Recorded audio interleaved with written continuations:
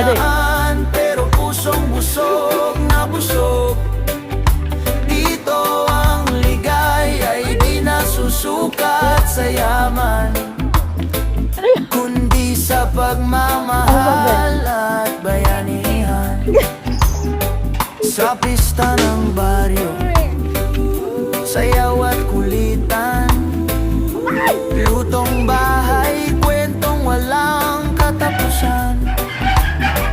Sa ilalim ng bituin, awitan hanggang gabi, mga pangarap ay payag, pero tunay at buo lagi.